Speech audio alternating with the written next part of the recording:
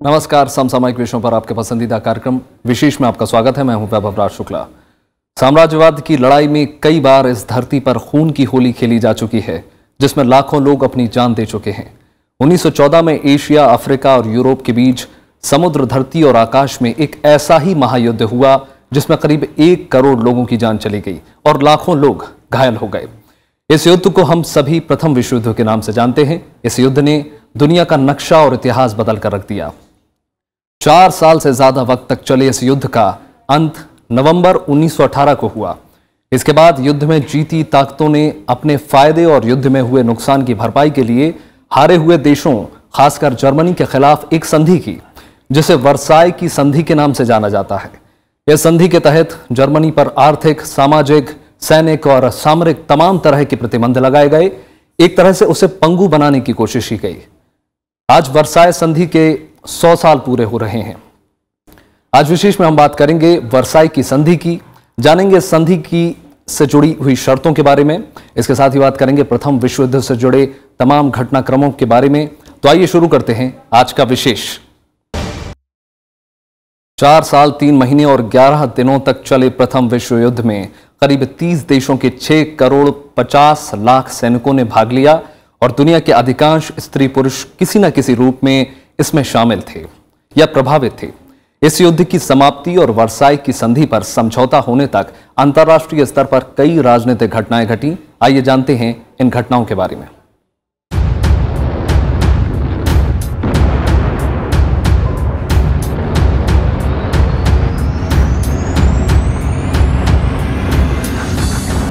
जून 1914 को ऑस्ट्रेलिया के arc Duke Franz Ferdinand की हत्या से ऑस्ट्रिया और सर्बिया के बीच शुरू हुआ युद्ध धीरे धीरे विश्व युद्ध में बदल गया। ये युद्ध 4 साल 3 महीना और 11 दिन तक चला और आखिरकार 11 नवंबर 1918 को जर्मनी और मित्र राष्ट्रों के बीच युद्ध विराम संधि पर हस्ताक्षर हुए और उसके बाद युद्ध समाप्त हुआ। इस युद्ध विराम संधि के बाद विजेता देशों ने पराजित देशों के साथ स्थायी समझौता करने के लिए साल 1919 में पेरिस में शांति सम्मेलन का आयोजन किया। इस सम्मेलन की मुख्य शर्तों में राष्ट्रीयता के सिद्धांत के आधार पर राज्यों की सीमा निर्धारण करने, विजयी देशों को क्षतिपूर्ति दिलाने और स्थायी शांति स्थापित करने के उपायों पर विचार करना शामिल था।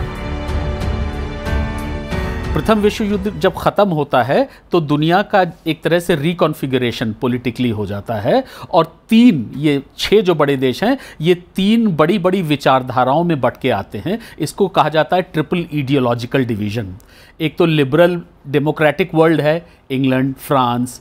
दूसरा है सोशलिस्ट वर्ल्ड, जिसका की नेतृत्व जो है वो सोवियत रूस के पास है, रूस की क्रांति हो गई। और तीसरा आता है फैशिस्ट वर्ल्ड, जिसमें कि जर्मनी, जिसमें कि इटली है और जापान भी उनका समर्थन करता है। पेरिस शांति सम्मेलन में भाग लेने के लिए 32 देशों को बुलाया गया था। इसमें रूस और पराजित राष्ट्र यानी कि जर्मनी, ऑस्ट्रिया, तुर्की, बुल्गारिया को आमंत्रित नहीं किया गया था। अलग अलग देशों के 70 प्रतिनिधि इसमें शामिल हुए।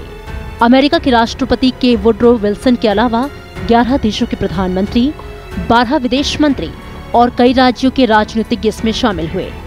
इसके अलावा बड़ी संख्या में आम लोग, सैनिक, राजनेता और मजदूर नेता भी पेरिस पहुंचे थे। 18 जनवरी 1919 को सम्मेलन का पहला पूर्ण अधिवेशन का उद्घाटन किया गया।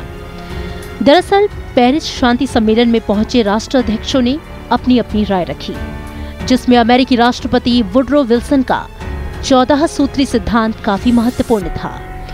विल्सन ने विश्व में शांति स्थापित करने के लिए राष्ट्र संघ की स्थापना की बात कही और उसके बाद ही राष्ट्र संघ यानी लीग ऑफ नेशंस अस्तित्व में आया। पेरिस के शांति सम्मेलन में 5 पराजित देश थे और उनके साथ 5 अलग अलग संधियां की गई। ये सभी संधियां पेरिस की शांति संधियां कहलाईं।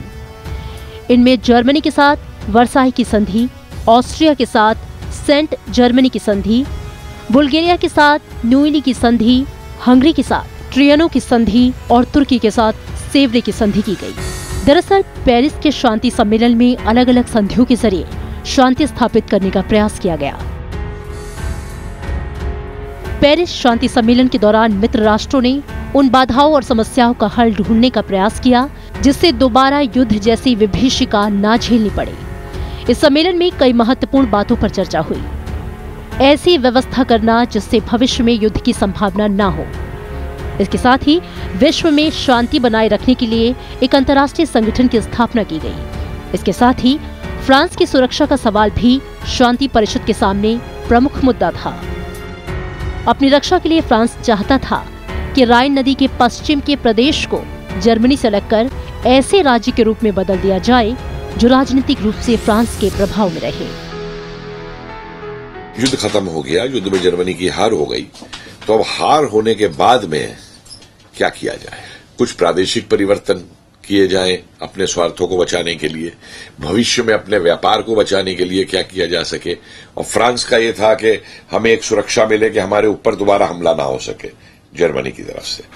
और फिर एक साथ में कहीं ये भी थी कि साहब कोई ऐसा प्रावधान किया जाए कि समस्याओं का सुलझाव कल को शांति से हो सके, युद्ध ना होना पड़े, और उसके लिए वो लीग ऑफ नेशंस जो है वो बनाई गई उस समय। इन मुद्दों के अलावा अनेक ऐसे मुद्दे थे जिनका पेरिस के शांति सम्मेलन में हल ढूंढने की कोशिश की गई। प्रथम विश्व युद्ध के दौरान जर्मनी ने कई राष्ट्रों के इलाकों को जीतकर उन पर कब्जा जमा लिया। पेरिस सम्मेलन के दौरान वे राष्ट्र जर्मनी से अपने जीते इलाकों को वापस चाहते थे। उनकी कोशिश थी कि उनकी राष्ट्रता बनी रहे। इसके साथ ही युद्ध के दौरान अफ्रीका और एशिया में अनेक जर्मन उपनिवेशकों पर मित्र राष्ट्रों ने कब्जा कर लिया था। उनके साथ क्या किया जाए, पेरिस सम्मेलन में ये भी एक महत्वपूर्ण मुद्दा था। इसके अलावा पेरिस सम्मेलन में शामिल हुए देशों के सामने सबसे बड़ी चुनौती थी एक ऐसी व्यवस्था की जाए ताकि जर्मनी दोबारा से इतना प्रभावशाली ना हो कि यूरोप की शांति को खत्म कर दे। इसके लिए वे जर्मनी की सामरिक और सैन्य शक्ति को कम करना चाहते थे। इसके साथ ही मित्र राष्ट्र युद्ध की क्षतिपूर्ति भी जर्मनी से कराना चाहते थे। इन सभी मुद्दों को ध्यान में रखते हुए वर्साई की संधि को अंजाम दिया गया।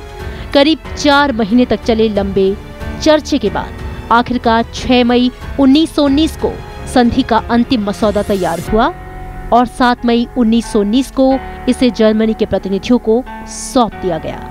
Bureau report, Rajya Sabha TV. Versailles की संधि ने जर्मनी की अर्थव्यवस्था को पूरी तरह बर्बाद कर दिया। राजनीतिक और कूटनीतिक तौर पर पूरी दुनिया के सामने उसकी बेइज्जती हुई और यही वजह थी जिसके कारण आगे चलकर जर्मनी में नाजीवाद और उसकी क्रूरताओं को पनपने की जमीन मिल गई। इस संधि के जरिए वैश्विक मानचित्र ढांचा और जर्मनी का नक्शा बदल गया।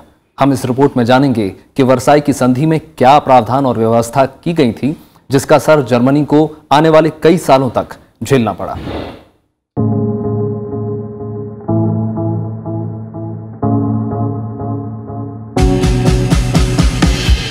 पेरिस के शांति सम्मेलन में अनेक संधियों और समझौतों के प्रारूप तैयार किए गए थे।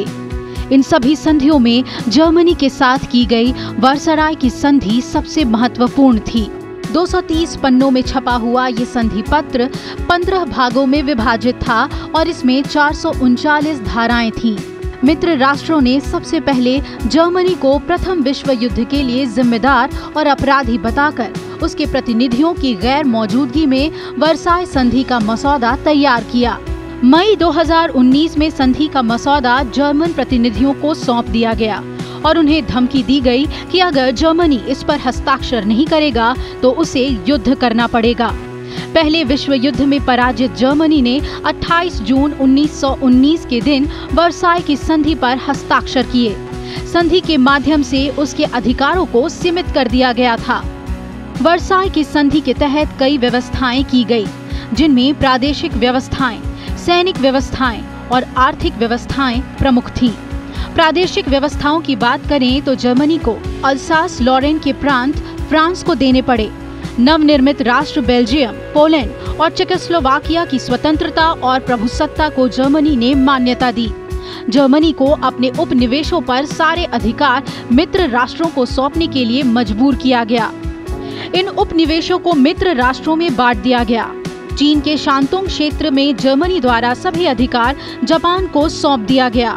राइन नदी के बाएं तट पर और 50 किलोमीटर दाएं तट पर पूरी तरह निरस्त्रीकरण कर दिया गया ताकि इस क्षेत्र में जर्मनी किसी प्रकार की किलाबंदी न कर सके। पोलैंड का समुद्र तट से संबंध स्थापित करने के लिए जर्मनी को डेजिंग बंदरगाह राष्ट्र संघ के संरक्षण में छोड़ना पड़ा। जर्मनी का मेमल बंदरगाह लिथुआनिया को दे दिया गया। राइनलैंड प्रदेश में अगले 15 साल तक मित्र राष्ट्रों की सेनाएं रखने का फैसला किया गया। जर्मनी के सारे प्रदेश पर राजनीतिक सत्ता को जर्मनी की ही मानी गई, लेकिन उसकी शासन व्यवस्था राष्ट्र संघ के एक आयोग को सौंपी गई। सार घाटी दोहन के लिए फ्रांस को दे दी गई। उत्तरी श्लेस्विंग डेनमार्क को दे दिया गया। जर्मनी से बेल्जियम को मालमेरी, यूपेन और मार्सनेट मिले। जर्मनी ने पहले रूस से एक बड़ा भाग छीनकर अपने राज्य में मिला लिया था, लेकिन वर्साई की संधि से इस बड़े हिस्से पर लात्विया, एस्टोनिया और लिथुआनिया की स्थापना की गई। जर्मनी के ऊपर जर्मनी के खिलाफ वर्साई की संधि ला दी गई थी। जर्मनी इकोनॉमिकली डेवलप नहीं कर सकता था, उसकी अपनी कोई इंडिपेंडेंट फॉरेन पॉलिसी नहीं थी, उसकी अपनी सॉवरेंटी, संप्रभुता है वो भी काफ़ी कॉम्प्रोमाइज़ हो गई थी, काफ़ी कमज़ोर हो गई थी। वस्तुतः एक सॉवरेन सम्मानजनक देश की तरह लगता नहीं था कि जर्मनी का डेवलपमेंट हो पाएगा अगर वो कंडीशंस को माना गया। सैनिक व्यवस्था के तहत जर्मनी में अनिवार्य सैनिक सेवा समाप्त कर दी गई।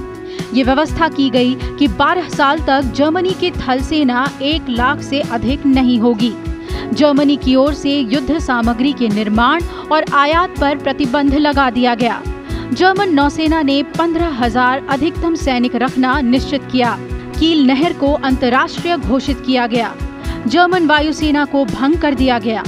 राइन क्षेत्र का असैन्यकरण कर दिया गया। जर्मनी को खाली युद्ध के लिए जर्मनी को जिम्मेवार ठहराया गया और ये कहा गया कि क्योंकि जर्मनी युद्ध के लिए जिम्मेवार है तो इसलिए सब देशों को जर्मनी को हर्जाना भरना पड़ेगा।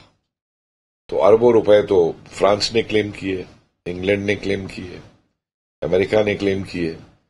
तो बेसिक तौर से जर्मनी को आर्थिक तौर से बिल्कुल जर्मनी को जो है खत्म करने का एक वो पूरा का पूरा प्रावधान किया गया इसके अंदर लेकर के। आर्थिक व्यवस्था के तहत पहले विश्व युद्ध का उत्तरदायित्व जर्मनी पर थोपा गया। जर्मनी पर क्षतिपूर्ति के लिए $5 अरब मित्र राष्ट्रों को देने का बोझ डाला गया। उपनिवेशों में लगी जर्मनी की सारी पूंजी जब्त कर ली गई। जर्मनी को एक निश्चित मात्रा में फ्रांस, इटली और बेल्जियम को कोयले की आपूर्ति करने को कहा गया। जर्मनी के 1600 या इससे अधिक टन भार क्षमता वाले सभी व्यापारिक जहाज मित्र राष्ट्रों को सौंपे गए। उन्होंने जर्मनी को इतना नीचे दबा दिया कि जर्मनी के अंदर जो उसके बाद हालात हुए, जो आर्थिक स्थिति आई, जो मंदी आई, सारे उसके ऊपर जो रिएक्शन होना शुरू हुआ, तो उसमें वहां फिर जो नेतृत्व आता है कि वहां के उस स्थिति से बाहर निकालने के लिए, तो उसमें वो हिटलर निकल करके आता है एक प्रजातांत्रिक तरीके से। इसके अलावा जर्मनी के सम्राट विलियम द्वितीय को युद्ध के लिए दोषी ठहराया गया और उस पर मुकदमा चलाने का फैसला किया गया। हालांकि ऐसा हो नहीं पाया। जर्मनी की प्रमुख नदियों को अंतर्राष्ट्रीय घोषित कर दिया गया। वर्साई की संधि के जरिए जर्मनी को राजनीतिक, आर्थिक और सैन्य दृष्टि से पंगु राष्ट्र बना दिया गया। इस संधि से जर्मनी के कुल क्षेत्रफल का 8वां हिस्सा कम हो गया और 70 लाख जनसंख्या भी कम हो गई। उसके सारे उपनिवेश, 15% कृषि भूमि, 15% मवेशी और 10% कारखाने छीन लिए गए। वर्साई की संधि को जर्मनी पर जबरदस्ती थोपा गया था। इस कारण बाद में हिटलर और अन्य जर्मन लोगों ने इसे अपमानजनक माना। यही कारण था कि ये संधि द्वितीय विश्व युद्ध के कारणों में से एक बन गई। Bureau report, Rajya Sabha TV. 20वीं सदी के दूसरे दशक में एक ऐसी जंग छिड़ी जिसने दुनिया का नक्शा, हुलिया और इतिहास सब कुछ बदल कर रख दिया। प्रथम विश्व युद्ध 28 जुलाई 1914 से 11 नवंबर 1918 के बीच लड़ा गया। आइए नजर डालते हैं इस युद्ध से जुड़े कुछ प्रमुख घटनाक्रमों पर।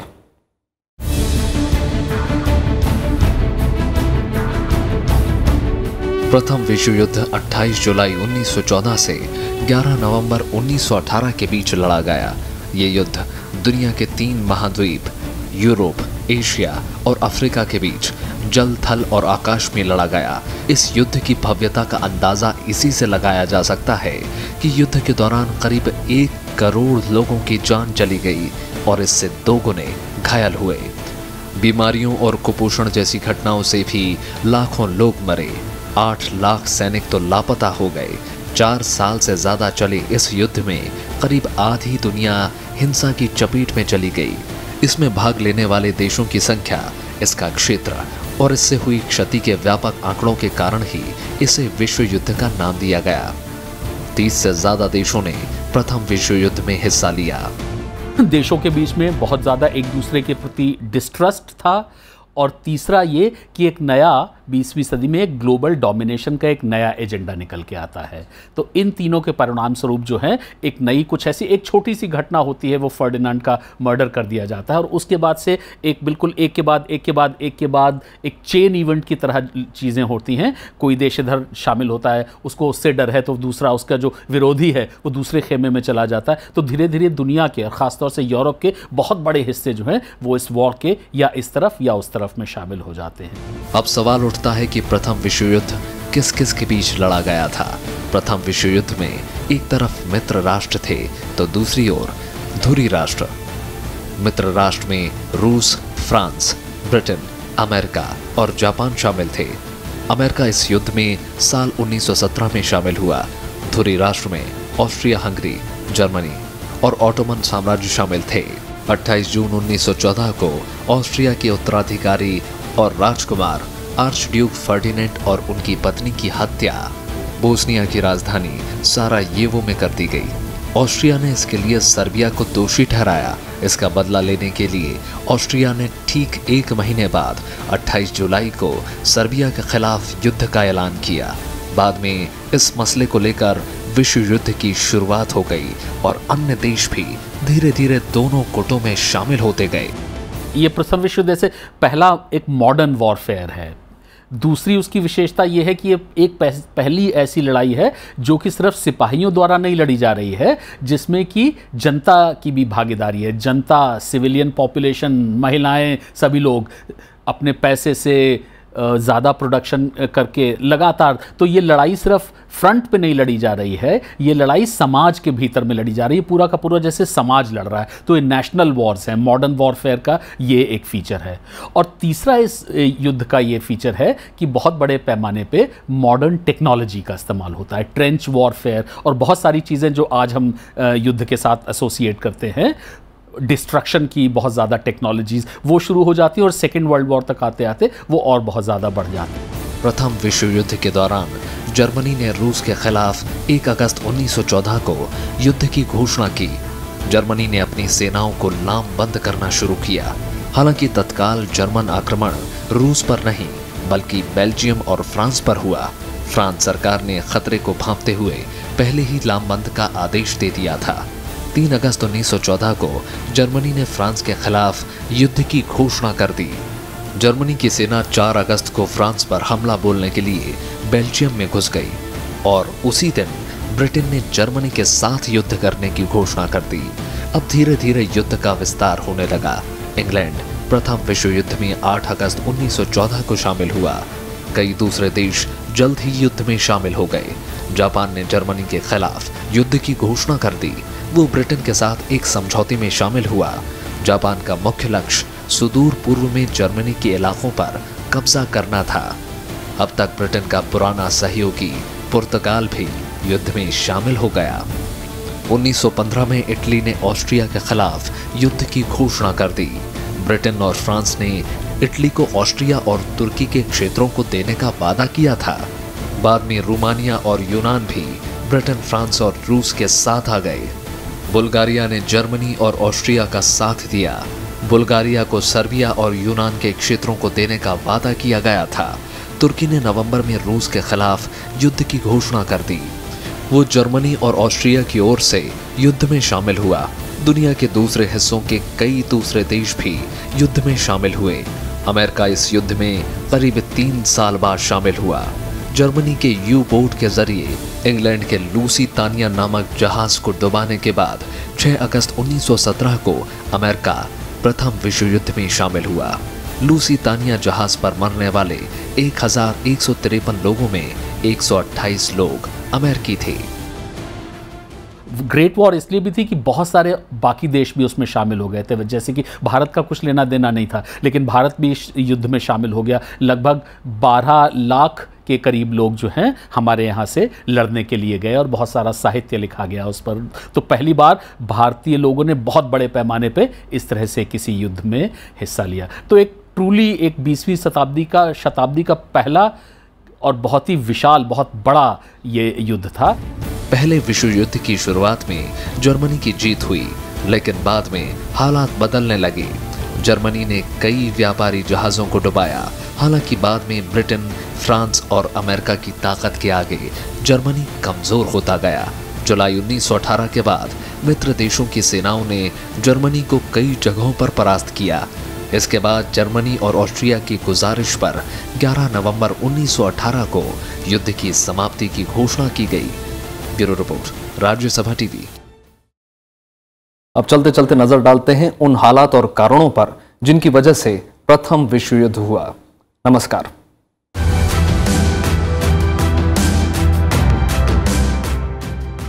प्रथम विश्व युद्ध की औपचारिक शुरुआत बाल्कन क्षेत्र से हुई थी। आइए समझने की कोशिश करते हैं आखिर वो कौन से हालात थे जिसकी वजह से दुनिया को प्रथम विश्व युद्ध का दंश झेलना पड़ा। 20वीं सदी की शुरुआत में पूरी दुनिया में साम्राज्यवाद की नीति चरम पर पहुंच गई थी। प्रथम विश्व युद्ध के लिए साम्राज्यवाद से उपजे हालात को सबसे बड़ा कारण माना जा सकता है।